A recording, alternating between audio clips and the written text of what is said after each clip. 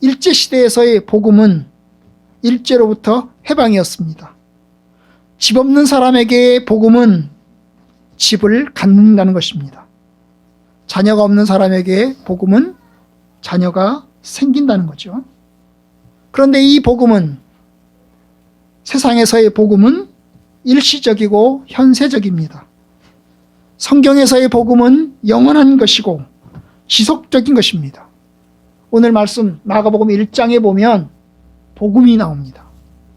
1장 1절에 보면 하나님의 아들 예수 그리스도의 복음의 시작이다. 그래서 복음의 시작이다. 이 복된 소식, 굿뉴스.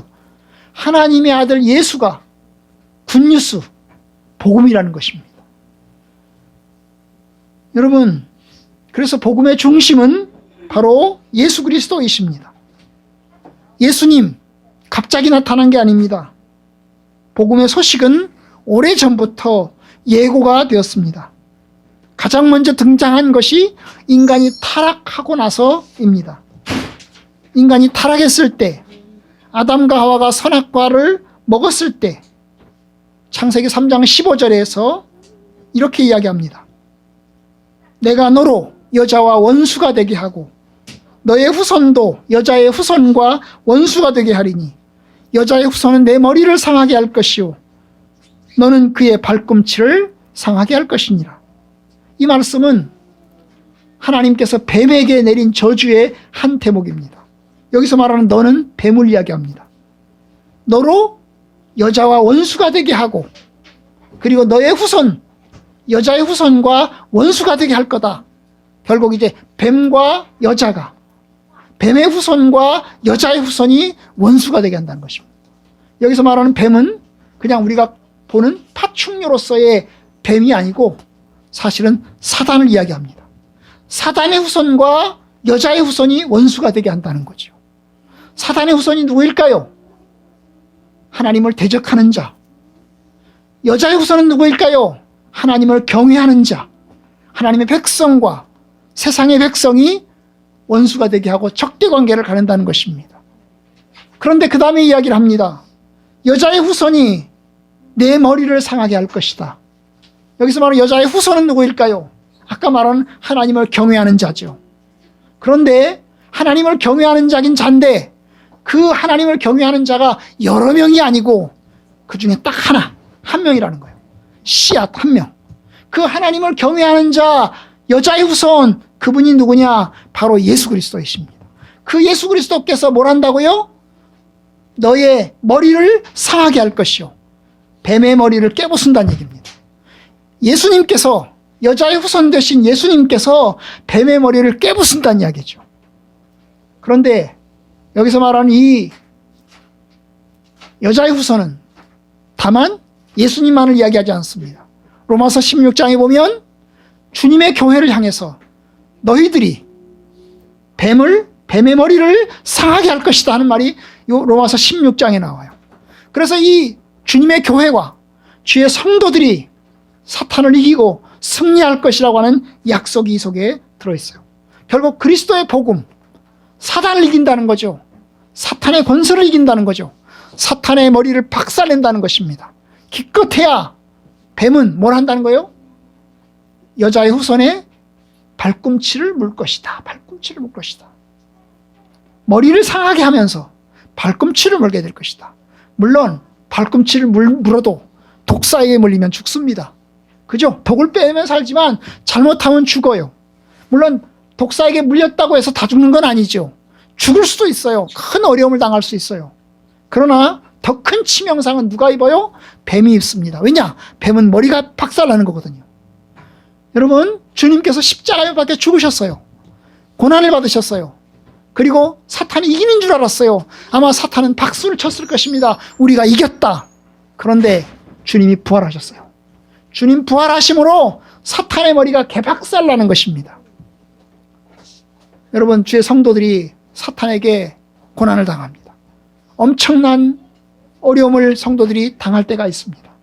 하지만 여러분, 우리는 궁극적으로 승리할 것입니다. 하나님께서 함께 계시니, 주님이 부활하셨으니 우리 역시 승리할 것입니다. 여러분, 인간이 타락한 다음에 이제 뭡니까? 그들이 부끄러움을 알았어요. 그리고 그들이 무화과로 나뭇잎을, 옷을 만들어가지고 가립니다. 인간이 타락하고 나서 이 자기의 죄를 가리고 자기의 수치를 가리기 위해서 나뭇잎으로 옷을 가렸습니다. 바로 옷을 가린 그 아담과 하와를 위해서 하나님이 에덴 동산에서 내보내시면서 뭐라세요? 가죽옷을 지어 입혀주십니다. 여기서 말하는 가죽옷은 짐승의 옷입니다. 짐승의 옷을 입혀주시는 거죠. 짐승을 잡아서 그걸로 이제 뭡니까? 가죽옷을 지어서 입혀줬어요. 그 가죽옷을 짓는데 짐승을 죽인 것입니다. 그렇게 해서 하나님께서 생명의 길, 속죄의 길을 열어놓으셨습니다. 여러분, 이것이 복음의 약속입니다. 창세기에 나오는 복음의 약속. 그런데 이 복음의 약속이 창세기만 나오는 게 아니고 여기저기에서, 구약성경 여기저기에서 메시아에 관한 예언을 합니다. 이스라엘은 그들은 메시아의 약속을 기다립니다. 그 창세기 3장에 나오는 메시아의 약속, 그리고 아브라함의 씨앗이라고 하는 그 메시아의 약속을 그들은 오랫동안 기다려왔어요. 우리의 모든 고난과 수고를 해결해 줄 그 주님을 기다려왔어요. 우리의 죽음과 고통을 해결해 줄 구원자를 기다려왔습니다. 이스라엘의 간절한 소망, 그들은 복음 되신 그분을 기다리는 것입니다. 그런데 세례 요한이 등장을 했습니다. 세례 요한이 등장을 했어요. 1000년 이상, 2000년 이상 하나님의 약속을 기다려온 그 이스라엘 사람들에게 어느 날 세례 요한이 나타났습니다. 그리고 세례 요한이 이제 메시지를 전하기 시작합니다. 요단강에서 세례를 주면서 사람들에게 선포하기 시작합니다. 회개하라, 천국이 가까웠다. 회개하라, 천국이 가까이 왔다. 그러니 너희들 메시아를 맞을 준비를 해라. 이것이 이제 세례 요한의 선포였습니다. 세례 요한이 선포하자 사람들이 다가왔어요. 그리고 세례 요한에게 세례를 받는 사람들이 생겨났습니다. 세례 요한의 메시지를 듣는 사람들이 생겨났습니다. 그 세례 요한의 메시지를 듣고 그 소문이 여기저기 퍼지기 시작을 했어요. 사람들이 세례 요한에 몰려들기 시작을 했습니다. 그러자 예루살렘에서 사람들이 파견이 됐어요. 도대체 이 광야에서 외치는 자가 도대체 누구냐? 한번 찾아가서 조사해봐라 해가지고 조사관들이 파견이 된 것입니다. 그리고 파견된 조사관들이 세례 요한을 찾아가서 묻습니다. 뭐라고 물어요? 도대체 너는 누구냐? 너는 누구냐? 혹시 네가 구약에 약속된 그 사람이냐? 구약에 약속된 그 메시아, 그 구원자냐? 하고 물어요. 그럴 때 세례 요한은 말합니다. 나는 구원자가 아니요. 나는 약속된 메시아가 아닙니다. 그럼 당신은 도대체 누구요? 당신은 도대체 누굽니까? 당신의 정체가 무엇입니까? 라고 말할 때 세례 요한이 말합니다. 나는 광야에서 외치는 자의 소리입니다. 세례 요한이 나는 광야에서 외치는 자의 소리입니다. 여러분, 이것은 사람들이 들을 때 생각나는 말씀이 있어요. 광야에서 외치는 자의 소리? 생각나는 말씀이 있어요. 어디 있어요? 이사야서 40장. 여러분, 이사야서 40장에 보면 하나님께서 예언자 이사야를 통해서 중요한 예언을 하나 해두셨는데 그것이 바로 광야에서 외치는 자의 소리여 외쳐라, 외쳐라, 이렇게 하는 예언이 있는 것입니다. 여러분, 이사야 40장 3절은 제가 읽어보겠어요. 이르되 외치는 자의 소리여 외쳐라. 이르되 너희는 광야에서 여호와의 길을 준비하라. 사막에서 우리 하나님의 대로를 평탄케 하라. 여러분, 외치는 자, 외치는 자, 외치는 자. 광야에서 외치는 자. 광야에서 여호와의 길을 준비해라. 어디서 준비하라고요? 광야에서. 여러분, 사람이 살지 않는 곳이 광야입니다. 그런데 광야에서 여호와의 길을 외치라는 거예요. 누가 듣겠습니까? 누가 듣겠어요? 광야에 사람이 살지 않는데 누가 듣겠습니까? 그 듣지 않는 그 광야에서 외치라는 것입니다. 외치라는 것입니다. 그래서 이제 외치는 거죠. 세례 요한이 광야에서 외치는 거예요. 예루살렘에 와서 사람들이 모여있는 자리에서 외치는 게 아니라 사람들이 없는 광야 사막에서 외치고 있는 것입니다. 외치고 있는 것입니다. 그런데 지나가던 사람이 한 사람 듣고 한 사람 듣고 한 사람 듣고 그렇게 해서 사람들이 가는 겁니다. 이게 하나님의 예언이에요. 광야에서 외치는 자의 소리여 외쳐라. 여호와의 길을 준비해라. 광야에서 여호와의 길을 준비해라. 사막에서 우리 하나님의 대로를 평탄케 해라. 이것이 외치는 자의 소리입니다. 외치는 자의 소리입니다.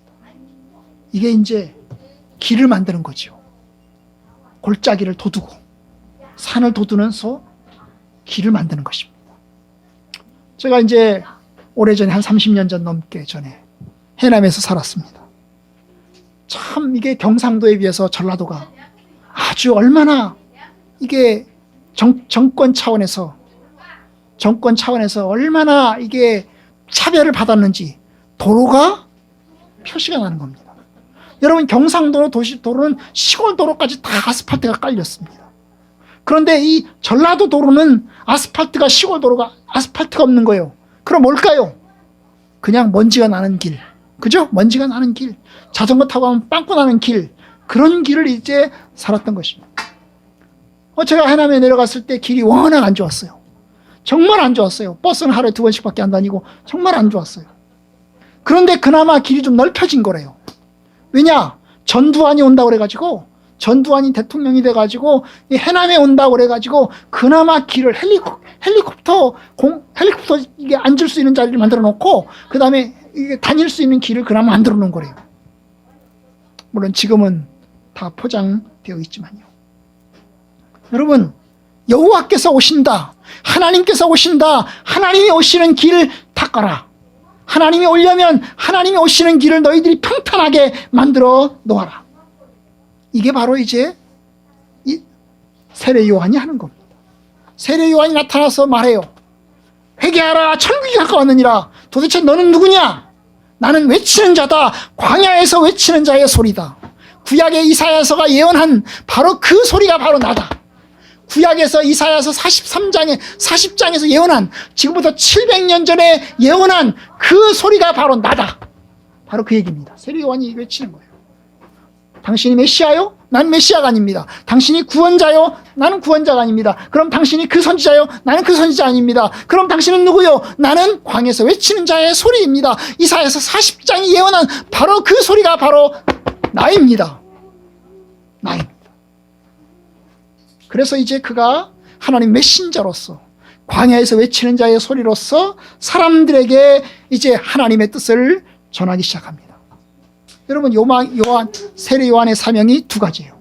세례 요한이 와서 하나님께 받은 사명이 두 가지예요. 그 첫 번째 사명이 뭐냐면 여호와의 길을 준비하는 거죠. 여호와가 오시는 환경을 만드는 거죠. 그 환경이라고 하는 것이 사람들이 교만함을 버리고 죄를 버리고 메시아를 받아들일 수 있는 그런 마음밭을 만드는 거죠.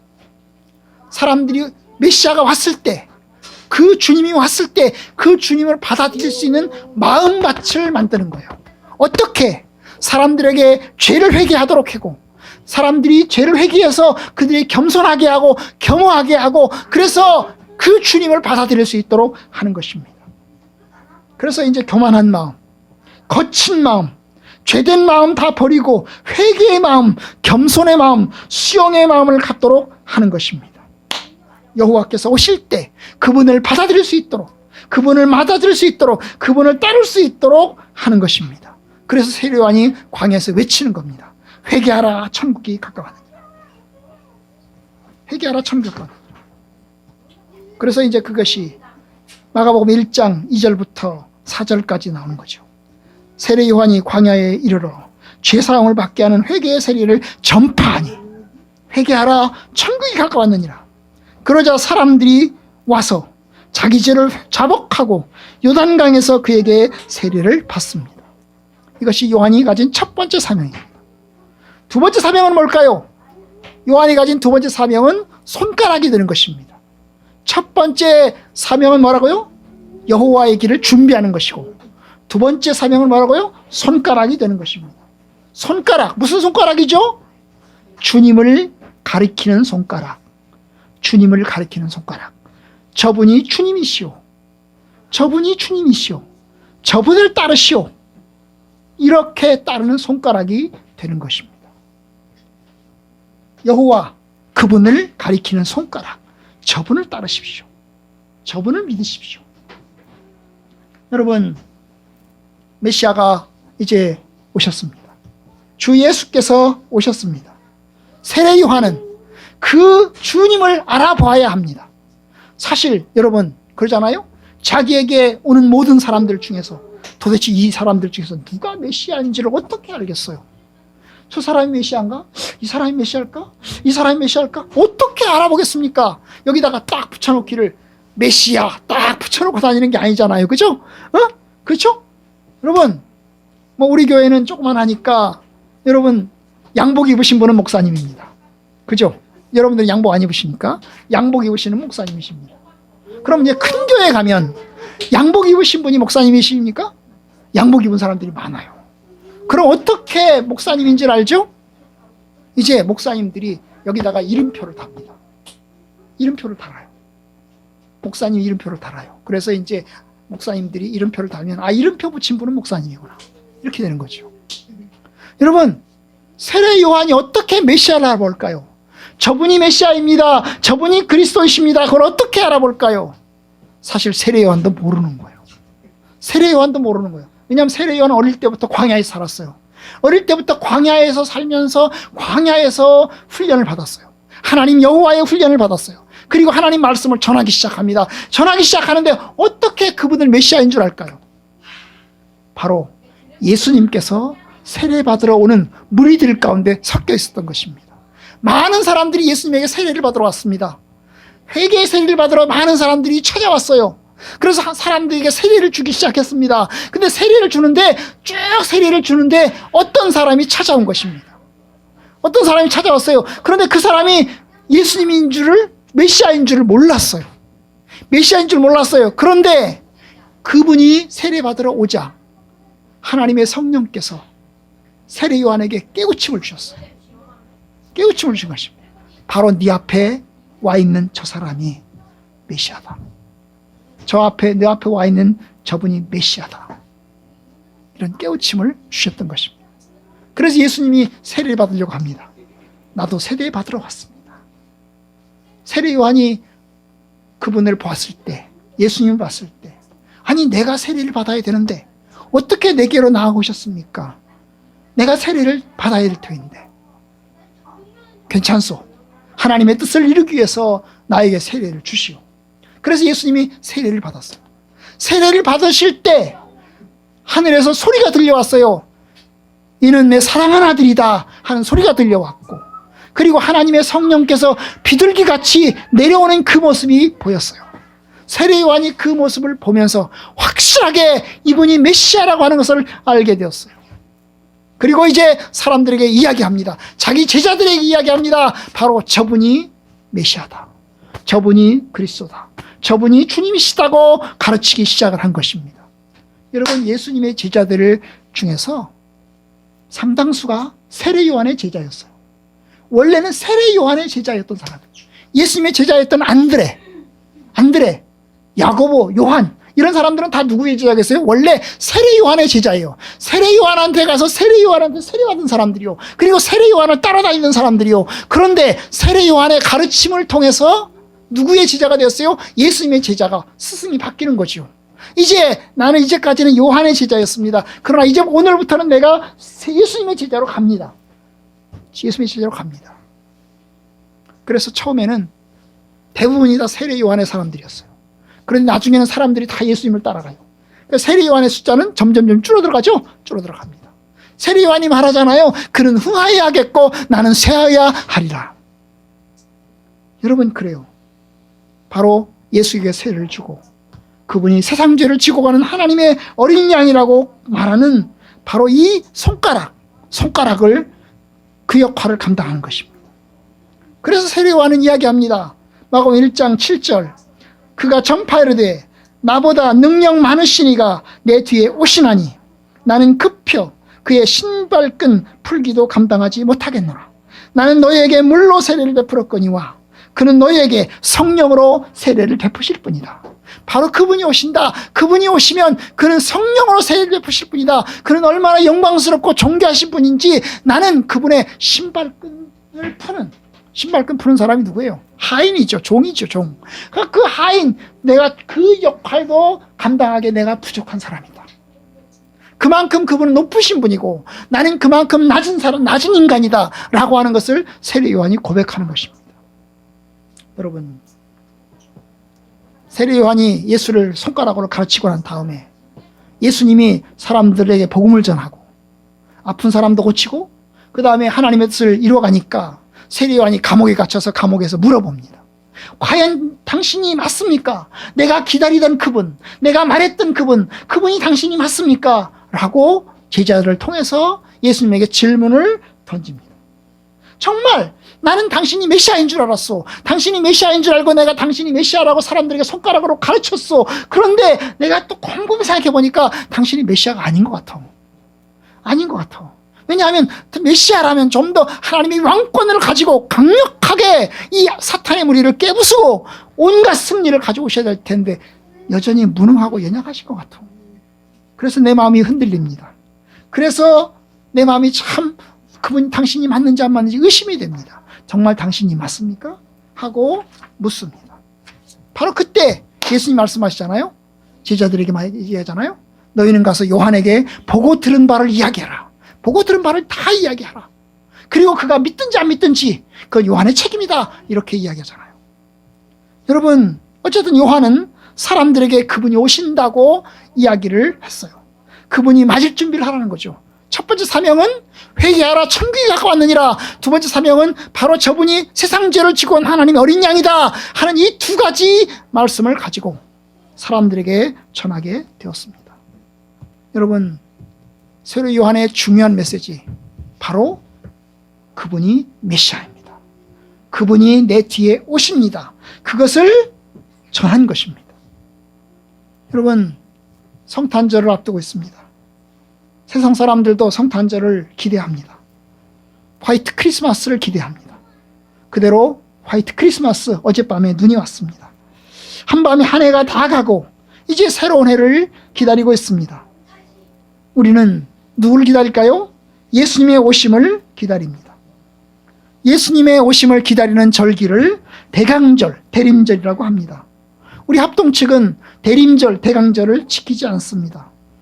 대강절이 교회력으로 치면, 교회 역사력으로 친다면 새해가 시작되는 절기입니다. 여러분, 우리나라는 새해가 시작되는 절기가 신정이죠. 1월 1일. 그 다음에 구정, 설날이 있죠. 그죠? 이게 한 해가 시작된다고 얘기하죠. 그런데 교회력으로, 교회 1년 교회력으로 한 해가 시작되는 절기가 바로 대강절이에요. 예수님이 오시는 것을 기다리는 거예요. 예수님이 오시는 걸 기다렸다가 그 다음에 예수님 크리스마스가 옵니다. 크리스마스, 예수님이 오십니다. 그리고 예수님이 오셔서 어떻게 합니까? 주님의 사역을 잘 감당하셔서 주현절, 주님을 기다리고 주님께서 일하셔서 역할을 감당하시고, 그리고 어떻게 합니까? 고난받으시고 십자가에 죽으시고 부활하십니다. 부활절. 그 다음에 어떻게 합니까? 그분께서 하늘로 올라가셔서 이제 그분 대신에 성령께서 내려오십니다. 이것이 성령 강림절입니다. 성령 강림절. 그 다음에 성령께서 오셔서 주님의 교회를 일으키시고 또 주님의 교회 가운데 하나님의 뜻을 이루어가십니다. 성도들은 주님의 교회 안에서 1년을 살아가면서 하나님께 감사합니다. 이것이 추수감사절입니다. 그러니까 1년의 시작이 대강절, 크리스마스고, 그 다음에 1년의 마지막이 추수감사절인 거죠. 그죠? 예수님이 오시는 것을 기다리는 것으로, 주님이 오시는 것을 기뻐하는 것으로 1년을 시작하고, 그리고 또한 어때요? 감사로, 추수감사로 1년을 마치는 거예요. 이것이 이제 1년 절기거든요. 1년 절기. 물론 우리 교단은 대강절을 지키지 않고 그냥 성탄절만 지킵니다. 어쨌든 교회 역사에 보면 이 대강절 기간 동안에 성도들은 금식을 했어요. 대강절 기간, 예수님이 오시는 것을 기다리는 동안에 그들은 금식을 했어요. 그러면서 그들은 주님 맞을 준비를 했어요. 세례 요한이 회개하라 천국이 가까웠느니라 하는 이야기를 듣고 사람들이 세례를 받고 겸손해지는 것처럼 주님의 교회는 주님의 오심을 맞이하면서 금식하면서 하나님께 회개하면서 기다렸던 것입니다. 여러분, 그런데 예수님은 이미 2000년 전에 오셨습니다. 베들레헴에서 탄생을 하셨습니다. 예수님이 오셨어요. 그럼 우리는 뭘 기다리는 겁니까 도대체? 여러분, 예수님은 2000년 전에 역사적으로 이미 오셨습니다. 어린 아기로 오셔서 성장하시고 어른이 되어서 십자가에 못 박혀 죽으셨어요. 이것이 2000년 전에 주님이 사람의 몸을 입고 이 땅에 오신 것입니다. 그런데 여러분, 주님은 지금도 오고 계십니다. 주님은 지금도 오고 계십니다. 누구든지 예수를 영접하고 예수를 믿는 사람들에게 주님이 들어가십니다. 너희가 내 안에 거하고 내 말이 너희 안에 거하면 무엇이든지 원하는 대로 구하라. 그리하면 이루리라. 나도 너희 안에 거하리라. 내 안에 거하라. 나도 너희 안에 거하리라. 나는 포도나무요 너희는 가지라. 그가 내 안에 내가 그 안에 거하면 사람이 열매를 많이 맺을 것이다. 여러분, 지금도 예수님이 오고 계십니다. 저와 여러분들 가운데 예수님께서 오고 계십니다. 여러분, 우리가 예수 그리스도를 맞아드립시다. 주님 말씀하십니다. 내가 문 밖에 서서 두드리노니 누구든지 내 음성을 듣고 문을 열면 내가 그에게로 들어가 그로 더불어 먹고 그는 나로 더불어 먹을 것이다. 내가 너희들에게 문 밖에 서서 두드린다. 너희들이 문을 열어라. 그러면 내가 너희들에게 들어가겠다. 여러분, 주님이 오시는 거잖아요. 주님께서 저와 여러분들 가운데 오시잖아요. 그 주님 오시는 것을 받아들여서 예수 그리스도를 영접하고 신자가 된 이들은 주님이 오신 것을 받아들인 성도들입니다. 여러분, 지금도 주님 두드리십니다. 지금도 말씀하십니다. 내가 성령으로 너희들과 함께 거하고 싶다. 그러니 너희들 문을 열어라. 내가 너희들과 함께 하고 싶다. 그런데 여러분, 주님은 오실 것입니다. 지금 오고 있을 뿐만 아니라 장차 오실 것입니다. 우리에게 하신 약속, 마지막 날에 만왕의 왕으로 세상을 통치하시는 분으로 오실 것입니다. 여러분, 우리는 그날을 기다립니다. 아니, 언제 오신다고요? 그 약속이 있기는 있는 겁니까? 아니, 2000년 동안 이루어지지 않았는데요? 그 약속이 정말 오기는 옵니까? 여러분, 우리는 그 약속을 여전히 기다립니다. 온갖 죄와 사탄의 권세를 다 물리치고 하나님의 뜻이 온전하게 이루어지는 날이 올 것을 약속합니다. 여러분, 여전히 그 약속은 남아있습니다. 남아있습니다. 요한계시록이 성취되는 날이 여전히 남아있는 것입니다. 여러분, 그래요. 우리가 기다리는 것은 현재에 오시는 것을 기다리는 것이고 미래에 오시는 것을 기다리는 것입니다. 과거에 오시는 것, 2000년 전에 오시는 것은 이미 끝났습니다. 이미 끝났습니다. 우리는 내일 성탄절을 맞을 것입니다. 그 성탄절은 2000년 전에 일어난 사건을 그냥 회고하고 기념하고 감사하는 것입니다. 그런데 역시 그것은 약속으로 남아 있습니다. 지금도 오시고 앞으로도 오실 주님을 우리가 기다리고 기다립니다. 세례 요한이 말합니다. 그분이 오십니다. 그분이 오십니다. 여러분들은 회개하고 하나님의 나라를 맞아들이십시오. 여러분, 우리도 마찬가지입니다. 그분이 오십니다. 그분이 오실 것입니다. 그러니 우리도 역시 주님을 기대하고 회개하고 그분을 맞아들이십시다. 여러분, 저와 여러분들에게 주신 약속, 여러분들도 주님을 맞아들이십시오. 그리고 주님을 기다리십시오. 하나님의 선한 뜻이 이루어지기를 기다리십시오. 우리가 살아있는 동안 그 약속이 이루어지지 않을 수 있습니다. 우리의 살아있는 동안에 그 약속이 다 성취되지 않을 수 있습니다. 그래도 우리는 여전히 주님을 기다립니다. 하나님의 선한 뜻이 이루어지도록, 오늘도 우리 가운데 이루어질 수 있도록. 우리가 얼마 전에 이제 종말에 대한 이제 주제로 말씀을 나눴잖아요. 여러분, 종말은 두 가지가 있다고 그랬죠. 현재적 종말이 있고 역사적 종말이 있다고 그랬어요. 현재적 종말은 뭐죠? 우리가 죽는 겁니다. 우리가 이 땅을 사는 동안에 죽는 것입니다. 그것이 현재적 종말이죠. 그죠? 80세가 됐든 90세가 됐든 100세가 됐든 우리는 죽을 것입니다. 현재적 종말입니다. 그럼 우리는 주님 안에 거할 것입니다. 역사적 종말이 뭡니까?